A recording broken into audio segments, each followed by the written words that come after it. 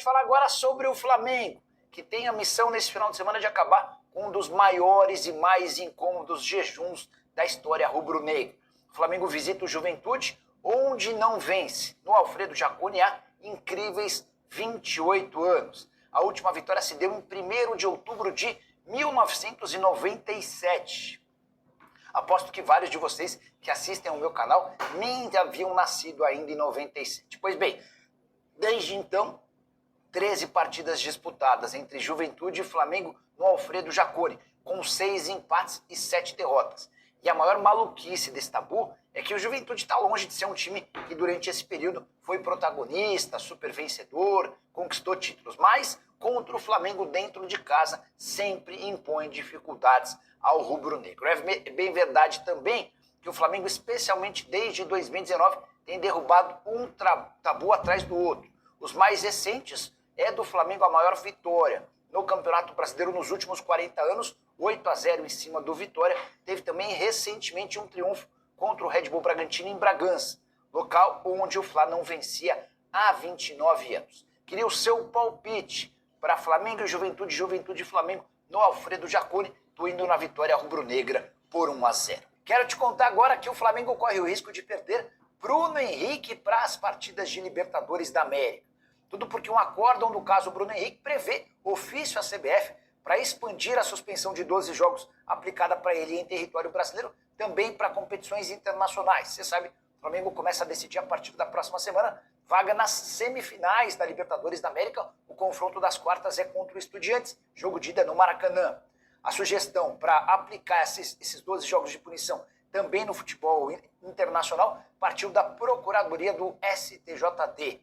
Dessa maneira, o BH ficaria indisponível para jogar a Libertadores. O ofício só será enviado após o fim do julgamento em segunda instância. E é isso que deve permitir que o Bruno Henrique participe pelo menos dos 2 jogos contra o Estudiantes. Não vai haver tempo hábil para a realização de um julgamento em segunda instância, enquanto o Flamengo fizer esses 2 jogos contra o Estudiantes. O risco é de essa pena ser aplicada ao Bruno Henrique numa eventual semifinal ou final de Libertadores da América, um prejuízo ainda maior. BH tomou 12 jogos de gancho. Você lembra por ter avisado o seu irmão de que tomaria um cartão amarelo em jogo contra o Santos no Campeonato Brasileiro de 2023. Só para completar o noticiário, o rubro-negro, o Flamengo não terá Jorginho e Varela ainda no departamento médico. A saideira sobre o Fla, o provável time contra o Juventude, tentando acabar com o jejum de 28 anos sem vitória no Alfredo Jaconi.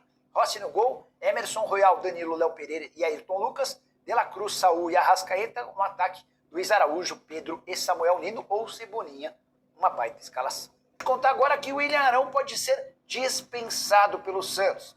Esse debate acontece dentro do Peixe por conta das dificuldades físicas do atleta. O Arão havia sido contratado algumas semanas atrás pelo Santos, chegou a estrear 1 minuto em campo no jogo contra o Flamengo.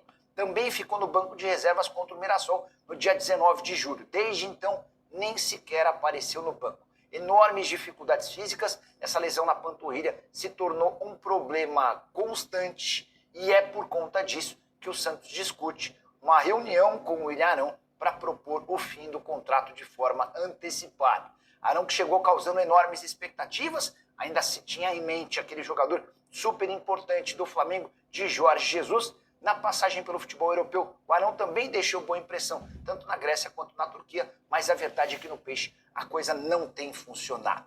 José Boto, depois de alguns dias de descanso em Portugal, desembarca nessa sexta-feira no Rio de Janeiro. Vale a lembrança de que o Boto, contratado no início da temporada por BAP, presidente do Fla, e para ser o homem forte do futebol, ainda não havia conseguido voltar para Portugal para ficar um pouco mais perto da família. Ele aproveitou essa data FIFA para esses dias de descanso, até porque a janela de transferências no Brasil já havia terminado e o Flamengo não jogou durante esse período.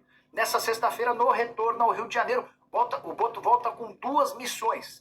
As renovações de contrato do técnico Felipe Luiz, cujo vínculo se encerra em 31 de dezembro desse ano, e a renovação de contrato de Arrascaeta, cujo contrato vai até dezembro de 2026. Queria registrar para vocês que o Felipe Luiz já tem uma proposta em mãos do Flamengo desde antes da Copa do Mundo de Clubes.